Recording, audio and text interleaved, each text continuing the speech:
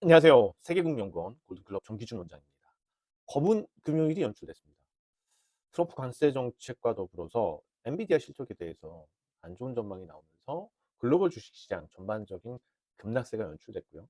잘 버티던 코스피도 하락했습니다. 안타깝습니다. 그래도 빠져나갈 구멍은 있을 거고 한국 주식시장은 좀 다릅니다. 이 부분 구체적으로 설명을 드리면서 이왕이면 추천주도 드리려고 합니다. 지난 시간에는 제가 좋아요, 구독 눌러주세요라고 말씀 안 드렸는데 많이 누르셨더라고요. 이제야 좀 잘 눌러주시는 것 같네요. 뭐 주식시장도 블랙 프라이데이라 우울하고 이렇게 우울할 때는 좋아요를 눌러주시면 여러분들도 행복해지시고 저도 기분 좋아서 또 하나라도 더 좋은 거 알려드리고 그러지 않을까요? 자, 뭐 출발해 봅시다. 먼저 다우 지수를 볼 텐데요. 다우 존스 산업지수입니다. 다우 존스 산업지수는 0.45% 하락했죠. 그리고 최근에 다우 존스 산업지수 낙폭을 보시면은 그렇게 크지 않습니다. 지금 나스닥으로 볼게요. 자, 나스닥을 보시면은 날카롭게 하락했습니다. 그러니까 지금 판단해서 본다면 관세 정책보다 트럼프의 관세 정책으로 인한 한 달 동안 유예하기로 했었지만은 그대로 시행하겠다라는 건데 그 여파보다는 사실상 엔비디아에 대한 실적 전망을 안 좋게 보는 것. 요것이 좀 더 시장을 끌어내리지 않았나 판단을 할 수가 있겠죠. 관세 때문이면은 다우 지수도 아마 동반해서 급락했었을 겁니다. 트럼프가 예정대로 관세 정책을 그대로 밀고 나가겠다. 사실상 트럼프가 기대한 거는 한 달 동안 유예하는 동안에 알아서 이제 좀 캐나다나 멕시코 이런 데서 알아서 기어서 들어와 주기를 좀 바랐던 것 같아요. 근데 트럼프가 좀 멍청해진 것 같아요. 어 지난 4년 전 때랑 비교했을 때는 많이 좀 멍청해졌는지 거기에 넘어갈 국가는 없을 것 같습니다.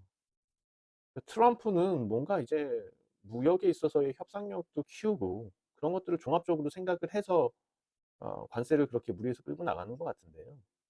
실질적으로 많은 노림수가 있을 것 같습니다. 우선 그동안 트럼프 행정부에서 잘못했던 부분 중에 한 가지는 지나친 재정 악화를 만들었다는 거예요.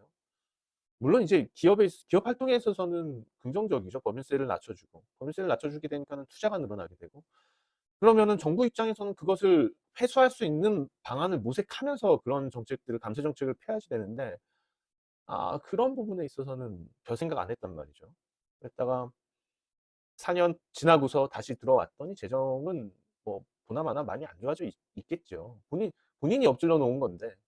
근데 이거를 주워 담아야 되잖아요. 근데 그 부분이 관세로 이어지는데 지금 시장에서는 비난도 많고 트럼프 탄핵 얘기도 나오고 있고요. 좋은 정책이냐 그것이. 맞는 거냐. 근데 저는 아예 처음 좀 잘 이게 조절이 돼야지 될 것 같아요. 어느 정도 미국 내에서 세금을 거칠 생각도 해야지 될 거고요. 일정 부분은. 예를 들어서 뭐 과세 구간에 소득이 많이 늘었잖아요 그동안. 소득이 많이 늘어났으니까는 소득세 부분 미국 소득세 구간에 있어서 좀 재정비를 하든지 그것만 해도 거칠 수 있는 세금이 꽤 될 거니까는. 관세는 어느 정도 협의를 해 가야 되겠죠, 국가들 간에. 그렇게 무역 질서를 어지럽히면서 생존할 수는 없죠. 오히려 어 이제 게임 이론, 경제학에서 중요한 게임 이론이 있습니다. 그러니까 FTA도 이 게임 이론이 바탕이 돼서 서로 간의 계약 누가 더 유리한 전략으로 가는지가 중요하게 통상에서 사용이 되었고 근데 그 게임 이론을 바탕으로 계산을 해 본다면은 결과적으로는 이거는 가장 큰 피해를 보는 거는 미국 산업이거든요. 결과적으로는 장기적으로 봤을 땐. 근데 이렇게 무리수를 둘 이유가 뭔지는 모르겠습니다. 좀 이번에 플레이들을 보면은 약간 무식하기도 하고 그렇게 나오는 것 같아요. 거기다가 좀 어 일론 머스크는 경영은 잘하는 것 같죠. 그쵸. 경영하고 일국의 경제하고는 차원이 너무 다르거든요. 벌써 막 불만이 많이 나오고 있고 사표 나오고 그러죠, 미국. 일론 머스크랑 일 같이 못해 먹겠다. 그러니까 이게 경제에 대해서는 정확히 모르고 하고 있는 거죠. 사람이 경영하고 다른 가장 큰 부분은 경영에서 국가와 국민은 없거든요. 국민은 없어요. 기업과 국가는 엄연히 다릅니다. 기업은 이윤 추구가 최우선이고요. 국가는 국방부터 해서 뭐 복잡하게 얽혀 있죠. 국민의 질적인 행복이라든지 그런 상황인데 기업 경영을 하듯이 국가 경영을 했을 때의 폐악. 뭔가 큰 착각을 하고 있는 거고 거기서 미국 지금 트럼프 2기 행정부가 출범을 한 겁니다. 누군가는 바로 잡아줄 거라고 생각을 해요. 누군가가 바로 잡아주겠죠. 제가 볼 때는 탄핵당하지 않을까요? 트럼프 중간에? 좀 그런 생각이 많이 들어요. '트럼프 탄핵당할 것 같다.' 어 그런 느낌이 좀 있습니다. 뭐 나이도 나이고 고집도 고집이고 어쨌거나 이 문제는 한국보다도 미국에서 더 큰 문제가 될 수가 있고요. 경제적으로 고립이 될 수 있다는 것의 무서움을 못 봐서 그렇죠. 이게 왜냐하면 지금 제가 이런 얘기를 꺼내 드리는 바탕에 중국이 있습니다 지금. 중국은 G2라 그러죠. 미국과 중국. 잠룡이에요. 인구수만 하더라도 미국의 몇 배죠? 4배 되나요? 그쵸? 국가별 인구수. 제가 알기로는 4배 정도 되는 걸로 알고 있습니다. 중국이 14억이 넘어가고 있고 미국이 3 억이에요. 아 그쵸? 거의 4.4배 쪼끔 넘네요. 중국 G2 뭐 거기다가 인도도 무시할 수 없을 것 같고요. 인도도 잠재력은 있고요. 그렇지만 뭐 중국 같은 성장 그거는 잘 모르겠어요. 그렇지만은 분명한 것은 중국이 그동안 경제 상황이 안 좋았어서 그랬지 중국이 이번에 날기 시작하면은 분명히 다릅니다. 왜 다르냐? 2000 년대 들어와서 무역 시장을 개방하고 나서 중국은 어마어마한 성장을 합니다. 거기다가 부양을 하죠. 강력한 경기 부양을 하면서 중국 주식 시장이 2000 년대 들면서 어마어마하게 또 중국 주식 시장도 올랐었어요. 상해 지수 한번 보실 텐데요. 월봉을 한번 볼까요? 상해 지수?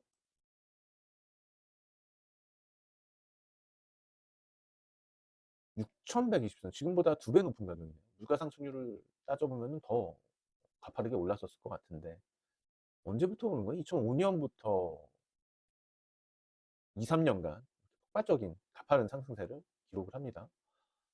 그러니까 이렇게 중국이 2000 년대 들어서 급상승했던 배경과 지금은 좀 달라졌다는 거죠. 가장 크게 달라진 점은 기술력을 갖췄다는 거예요. 어 최근에 우리나라에서도 이제 중국 전기차가 판매가 되기 시작하죠. 저는 잘 될 거라고 봐요. 성장 BYD 이게 구태여 막 우리가 전기차를 브랜드 내세워서 벤츠를 붙이고 전기차인데 꼭 그렇게까지 필요성을 갖지 않는 사람들이 많거든요. 예를 들어서 뭐 EV6 같은 경우가 EV6가 꽤 잘 팔리나 봐요. 저 EV6 타 봤는데 EV6 차 왜 이렇게 좋아요? 뭐 어마어마하더라고요 차가. 근데 보니까 차값도 싸지도 않더라고요. 6천만 원까지 하던데요. 차값도 안 싸요. 근데 잘 팔리나 보더라고요. 저 깜짝 놀랐어요 타 보고. 차가 왜 이렇게 좋아요? 아무튼 뭐 BYD도 좋단 말이죠. 그러니까는 우리가 중국이 경기 부양을 하고 내수가 성장을 하고 했을 때 무시 못할 시장이라는 거죠. 미국에 그렇게 의존했던 부분들도 저는 한국의 경제적인 정책 노선도 잘 지금은 당장은 10 년을 보고서 10 년, 20 년을 보고 발 잘 내밀어야지 된다고 봐요. 그러니까 지금 미국이 이런 정책으로 계속 나간다 했을 때 미국에 계속 이러고 있을 필요는 없어요. 차라리 중국 쪽을 봐야지 돼요 지금. 5월 달에 본격적인 내수 부양에 대해서 시작을 할 거죠. 얘기가 더 계속 작년부터 중국 경기 부양 얘기들이 나왔죠. 그러니까 2000 년대 들어서 중국은 과거 개발도상국들 사례들을 잘 알기 때문에 그렇게 막 던지듯이 경기 부양하지 않아요. 정말 진짜 뭐 많이 굶어 봤잖아요, 중국은. 역사적으로 뭐 어려운 시기들을 많이 겪었었죠. 뭐 정책자의 실책으로 인해서. 어 진짜 배고플 때까지 간단 말이에요. 중국은 그 상황이 됐었거든요. 그럼 중국에서 본격적으로 경기 부양을 하고 나왔을 때 과연 얼마나 많은 부분들이 달라질 것이냐는 거. 과거는 기술력이 그렇게 크게 바탕이 되지 못했습니다. 그러니까 디자인은 왜 다 한국을 비롯해서 한국, 일본, 뭐 미국, 유럽 국가들이라면 그냥 단순한 생산기지였잖아요. 근데 지금은 다르단 말이에요. 기술력이 뛰어나진 상태에서의 중국 경기 부양, 그리고 중국의 최악을 지난 경제 상황에서의 성장. 이게 지금 주가도 말해 주고 있단 말이죠, 중국 주식시장이요. 우리가 지금 와서 기대를 걸 부분은 이미 다 올라 버리고, 저는 이미 다 올라 버렸다고 봐요. 어 돈이 갈 데가 없었단 말이에요. 투기성 자금이. 뭐 물론 코인이라는 대체 수단이 있긴 있었지만은 과거처럼 그렇게 금융기관들에서 선도 거래를 만들어서 서프라임 모기지처럼 오바마 때 다 제한을 걸어 놨어요. 그러다 보니까는 그 이후에 버블이 나스닥에 가서 붙어 버렸던 거죠. 요것도 저는 이제 더 이상 밀도가 높아지기는 어려울 거라고 보여요. 밀도가 다 높아진 상태에서 지금은 분산되기 위한 시장이 분산되기 위한 하락선이라고 보입니다. 물론 특별한 이유 없이 이런 식으로 떨어질 가능성도 낮다고는 보입니다. 그렇지만은 추세적으로 또 여기서 반등하고 가기보다는, 반등을 하더라도 고점이 제한이 되면서 좀 박스권을 만들든지 슬금슬금 흘러내리든지 할 가능성이 높다고 보여요. 그런데 우리 이번에 엔비디아가 떨어져서 오늘 많이 떨어진 이유는 SK하이닉스, 삼성전자가 급락했단 말이에요. 코스닥의 시가총액 종목들도 급락했고 2차 전지주들까지도 급락을 했단 말이죠. 삼성전자가 3% 떨어지고 하이닉스가 4% 떨어졌다면은 뭐 지수야 말 다 했죠.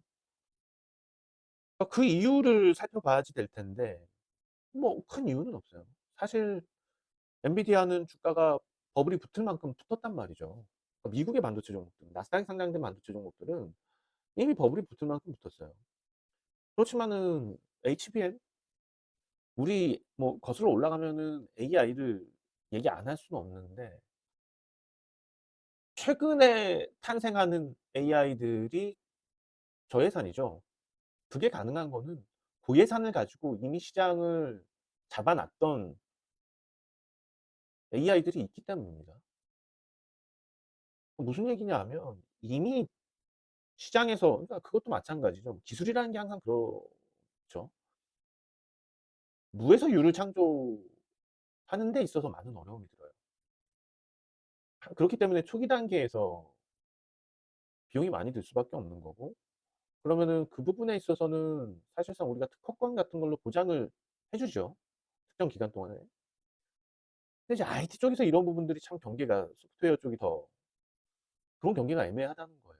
그러다 보니까는 후발 업체들은 사실상 좀 더 낮은 저예산으로 할 수 있단 말이죠. 근데 여기서 문제는 AI잖아요. 이게 당장이야 같은 수준일 수는 있지만 학습을 계속 해야지 된단 말이에요. 그러니까 결과적으로 처음에 초기에 예산은 절감해서 들어왔다지만 이게 보다 성능 좋은 AI가 되기 위해서는 실제로 더 좋은 학습을 시키기 위한 증설이 필요하단 말이에요. 그 경쟁도 있을 거고요. 그러면 지금 우려하는 부분들은 사실상 그런 산업에 대한 정확한 예측 없이 '어 이렇게 싸게도 AI가 되는데 엔비디아 뭐 그동안 칩셋들 다 뻥튀기 아니었어?' 그렇게 얘기가 나올 수 있는 거죠, 잘 모른다면. 그렇지만 산업을 좀 알고 간다면 그렇지 않다는 것도 금방 이해가 될 거예요. 그리고 더불어서 2차 전지, 전기차 때 생각을 해 보자고요. 2차 전 얼마나 잡음이 많았습니까? 우리 에코프로 BM을 놓고 볼 수가 있을 것 같은데. 뭐 테슬라가 왜냐하면은 테슬라가 계속 적자 상태였었어요. 그리고 테슬라 흑자 전환하고 지금 뭐 급격하게 수익이 늘어났었지만은 테슬라가 그렇게 적자 상태에 있는 에서 주가가 막 오르고 했을 때 그 비관론이 되게 많았어요. 그러면서 에코프로 BM도 주가가 들쑥날쑥했죠. 그냥 순탄하게 오른 것만은 아니에요.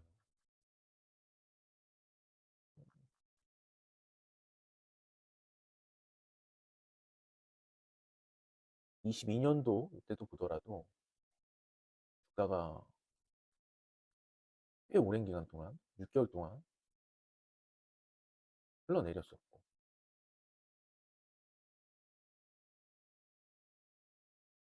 중간중간에 흐름들이 계속 깨지는 흐름들이 나왔단 말이에요. 그러니까 마냥 전기차에 대한 전망, 2차 전지에 대한 성장 전망만 마냥 나왔으면 이런 굴곡이 있을 이유도 없었다는 거죠. 그러니까는 지금 이제 AI는 첫걸음을 내딛었는데 그 상태에서 어떻게 보면은 엔비디아 같은 데들이 2차 전지, LG 에너지 솔루션 같은 업체들이라면 하이닉스 이런 데들이 에코프로 비엠 같은 그런 리튬 예를 들면 그런 쪽 회사라고 보시면 될 것 같아요. 음, 셀 쪽 회사라고 보시면 될 것 같아요. 그런데 SK 하이닉스 주가가 반도체 관련주들, HBM 관련된 종목들 주가가 그렇게 좋을 리는 없다는 거예요. 당장 이런 소리들을 듣고서 엔비디아의 실적 전망이라든지 그런 뉴스들이 나왔을 때 당연히 안 좋을 수밖에 없죠. 그런데 뜯어보자고요. 주가가 그럼 비싼가? SK 하이닉스가 PER이 5배 구간에 있어요. 실적이 이렇게 나와주는 그리고 AI 산업에 대한 성장 전망이 있는데도 불구하고 이거는 우리가 과거에서 많이 경험을 했죠. 에코프로를 보면은 에코프로가 주가가 작, 어, 재작년에 이렇게 급등해서 올라오기 전에 주가가 이렇게 좀 올라왔는데도 PER이 6배? 5배? 그랬었단 말이에요. 2022년 그럴 때요. 이런 흐름들을 보면서 알 수 있는 거죠. 결국에는 성장성은 반영이 될 거라는 거죠. 당장 그게 지금은 아니라고 하더라도 반영이 안 되진 않을 거라는 겁니다. 산업은 달라지고 있으니까. 꼭 이런 점들은 기억을 해야지 될 것 같고요. 그러니까 오늘 주가가 이렇게 많이 하락했던 이유는 엔비디아 때문이라고 보는 게 맞을 거고요. 어, 이게 과연 하이닉스의 추세를 꺾어뜨릴 요인이냐? 이 부분에 있어서는 그러기는 어렵지 않을까라고 생각이 듭니다. 그러면은 관련된 주들, 그것과 관련된 종목들, AI 종목들도 마찬가지고 오히려 지금 매수 포인트로 잡아야 되는 게 맞다고 봐요. 뉴욕 증시랑 우리가 따라가지 않을 거라는 것을 최근에 동향에서 알 수 있었죠. 그러면 오늘은 왜 뉴욕 증시를 카피해갔냐는 건데, 공조화가 왜 됐을까라는 건데, 뉴욕 증시가 그동안 많이 하락하는 것에 대해서는 무시되고 있다가 갑자기 나스닥이 폭락을 해버리니까 추가로 어제. 그러니까는 그것이 이슈가 돼버린 거죠. 나스닥 폭락이 이슈가 돼버린 거죠.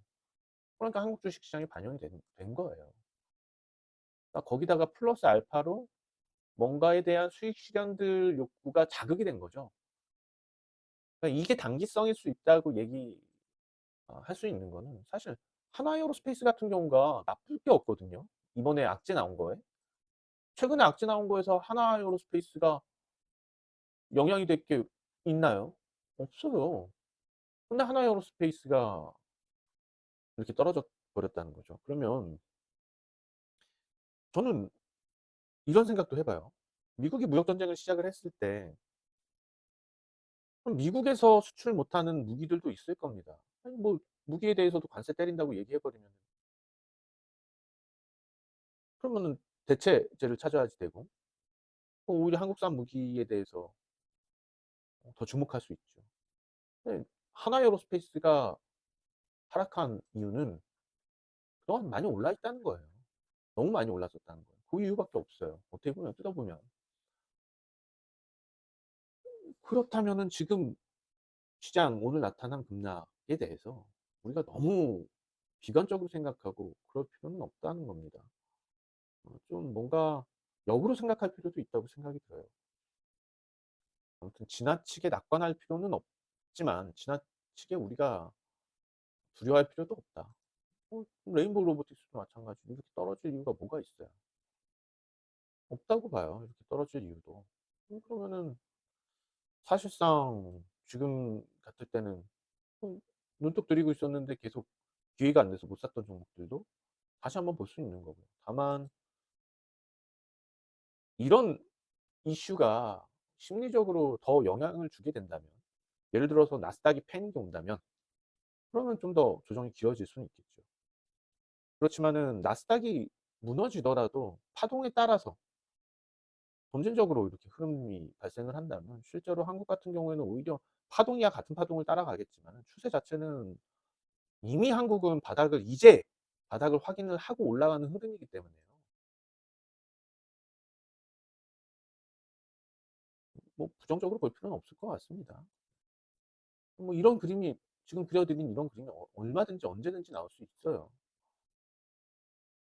그래서 저는 단발성 하락, 월말 효과까지 좀 같이 작용하지 않았을까 그런 생각이 듭니다. 환율도 마찬가지일 거고요. 이 여파가 환율도 오늘 급등시켰는데 환율 역시도 뭐 여기서 극단적으로 가기보다도 하향 안정되는 추세를 유지하지 않을까 그렇게 생각이 들어요. 자, 그런데 만약에 지금 좀 어지럽죠. 산업적으로 이런저런 종목들 어지럽고 하는데 오늘도 그래도 강한 종목들을 보면은 일단은 화장품 관련주들이 좀 계속 강하죠. 한한령 해제 관련된 부분. 그다음에 선별적으로 제약주들이 좋습니다. 아, 선별적으로 제약주들 좋은데 한 종목 눈여겨보고 있고 프리미엄에서는 이미 추천도 좀 되고 올릭스예요. 뭐 급하게 올라가지는 않는 것 같아서 그 정도 매력적이라고 보여요. 급하게 올라가는 종목들이 급하게 또 식거든요. 올릭스 같은 종목들을 이렇게 유튜브에 공개를 해도 되나요? 이런 거는 좀 약간 비밀스럽게 그래야 될 것 같은데. 우선 올릭스가 잭팟이 터졌잖아요. 9천억 넘는 라이센스 아웃에 성공을 했단 말이에요. 9천억 넘는 게 터졌다면은 앞으로 한국의 이런 바이오 쪽에서 1조 넘는 건들도 이제 나올 거란 말이에요. 그러면은 세계 시장에서 많이 주목을 하겠죠. 그런 점들도 좀 주의 깊게 보고 있습니다. 그래서 오늘 뭐 두서없이 이런저런 얘기들 드렸는데 이렇게 좀 전략들 압축해서 보면은 우선은 지금 막 덤벼라? 이건 아닌 것 같아요. 지금은 오히려 조금 덤벼라보다는 머리를 굴리면서 올릭스 같은 종목들부터 뭐 재료가 있는 종목들, 왜냐하면 시장에 수급이 들어와 있어서 재료가 있는 종목들을 좀 쏠리는 게 있단 말이죠. 그래서 재료가 있는 종목들을 좀 눈여겨볼 필요가 있을 것 같고요. 재료 있는 종목들. 그다음에 실질적인 수익 성과가 나오는 종목들을 봐야지 돼요. 뭐 대표적으로 올릭스도 그럴 거고요. 그다음에 최근 들어서 뭐 조선주 중에서는 또 다른 업체들보다 하나오션 쪽에 대해서 얘기가 더 잘 나오는 것 같고요. 음, 저는 그런 쪽으로 압축해서 보는 게 맞을 거고요. 그리고 우리 그동안 좀 무량하게 보던 종목들 있잖아요. 그런 종목들은 오히려 좀 더 여유를 갖고 장기적인 생각을 갖고 가는 게 맞다고 봐요. 지금 뭐 두산 에너빌리티 이런 종목들은 많이 떨어지는데 여유가 좀 생기죠. 이제 매수할 수 있는 여유가. 이런 류의 종목들에 대해서 기회가 왔어. 그래서 몰빵이야. 이 전략이 아니라는 거죠, 지금은. 그러니까 이런 종목들에 대해서도 봤는데 기회가 왔어. 무작정 들어가기에는 좀 뭐 나스닥 눈치도 살피긴 해야지 되고, 뭐 관세 얘기들도 아직은 더 나올 거고, 기업 실적에 대해서도 뭐 더 추가적인 얘기들이 나올 수 있고 하기 때문에 '절호의 기회야.' 이렇게 들어가는 게 아니고요. 좀 기간을 길게 보시고 한 달이라도 여유를 두시고 좀 '모아 가겠다. 사 모아 가겠다.' 그런 전략으로 가야지 된다는 거예요. 그러니까 명확하게 단기 대응할 종목들, 재료가 있는 종목들, 재료가 있고 추세가 좋게 형성이 되는 종목들, 수익도 나고 그런 종목들 좀 단기적으로 가지고 가고, 그다음에 노려보고 있던 종목들, 뭐 예를 들어서 두산 에너빌리티라든지 아니면 HD 현대중공업, 그런 종목들일 것 같아요. 그런 종목들 들어갈 때 너무 흥분해서 기회가 왔다고 막 들어갈 건 아니라는 거예요. 좀 기간 여유를 두고서 모아 가듯이 차분하게 분할 매수로 들어가야지 리스크를 해칭할 수 있습니다.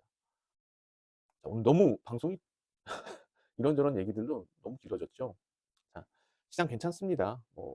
한국이 언제까지 나스닥 눈치만 보면서 흘러가고 있지 만도 않았었고, 이번 달 2월 달을 보더라도요. 그렇기 때문에 3월 달에 그렇게 나쁠 건 없을 것 같아요. 이미 다 드러나와 있는 악재들 이외에 이번에도 마찬가지예요. 이번에 나스닥 급락도 뭐 그냥 계속하던 우려하고 이슈들이잖아요. 그래서 너무 우리가 위축될 필요는 없다. 이렇게 마무리하도록 하겠습니다.